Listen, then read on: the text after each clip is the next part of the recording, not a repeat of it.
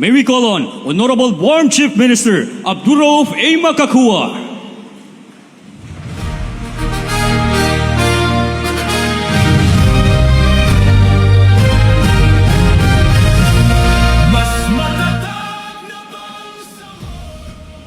Bismillahirrahmanirrahim. Assalamualaikum warahmatullahi wabarakatuh. Magandang umaga po sa ating lahat.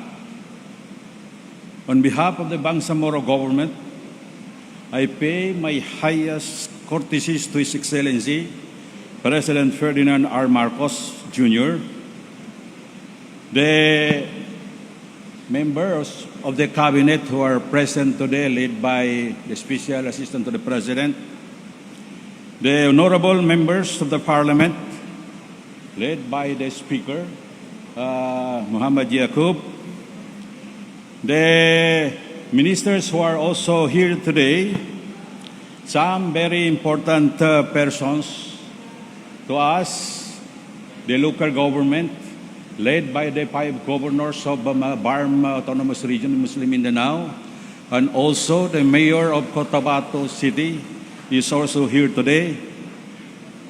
Fellow public servants and our beloved Bangsamoro people. At the outset, the Bangsamoro government would like to express its heartfelt gratitude to our President, Ferdinand Bongbong R. Marcos Jr., for taking the time to visit our beloved region, even amidst your busy schedule and the demands of your responsibilities. Indeed, your presence at this significant occasion means a lot to the Bangsamoro people. I am indeed honored to welcome His Excellency and different ministers and cabinet who are with him of the Bangsamoro Autonomous Region in Muslim Mindanao.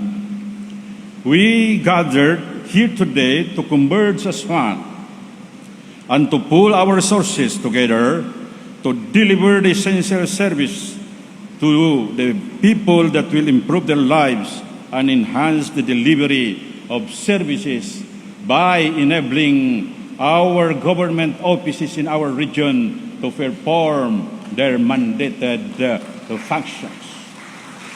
Today, we will witness concrete intervention from livelihood, assistance, housing, education, healthcare, agriculture, transportation, disaster response, and social protection to infrastructure and land reform. These are not merely government projects. They are investment in the dignity and future of every Bangsamoro family.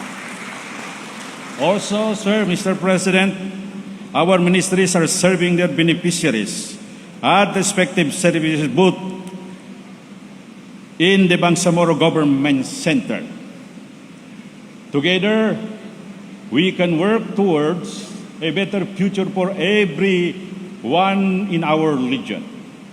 Ilan lang po yan sa mga serbisyong publiko na hatid ng inyong BARM government. Sa BARM government, we prioritize public service. We prioritize our people.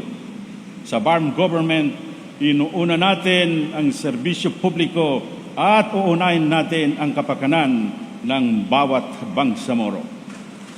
I enjoin all the ministers in the BARM government to serve with purpose, to serve with heart, and to prioritize the welfare of our beloved Bangsamoro people.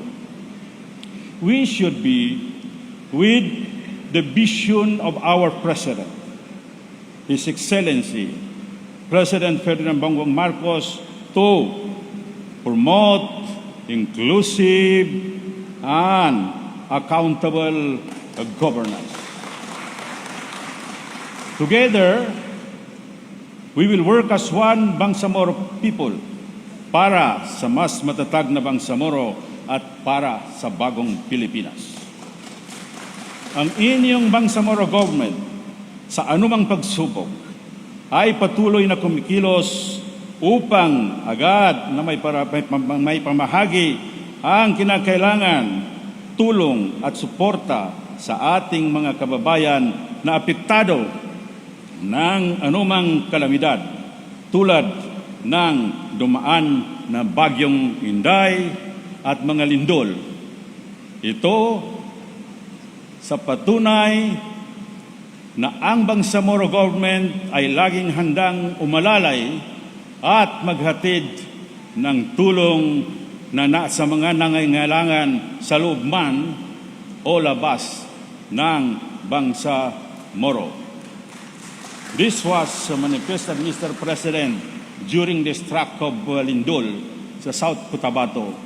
The BARM is the one who respond first to the calamity, and in fact, we are the one who nagpatayo ng Incident Command Center sa General Santos City. Hawak kamay tayong lahat na itaguyod ang matatag na Bangsamoro at ng isang mas malakas at mas inklusibong bagong Pilipinas. Let's keep pushing forward. Indeed, together, we can make a difference for our Bangsamoro people and to the Filipino people. Maraming salamat po. Mabuhay ang Bangsamoro, mabuhay ang Republika ng Pilipinas, mabuhay ang bagong Pilipinas, mabuhay ang ating Presidente. Assalamualaikum warahmatullahi wabarakatuh. Wabillahi taufiq wa hidayah. Assalamualaikum warahmatullahi wabarakatuh. Thank you, Chief Minister Makakua.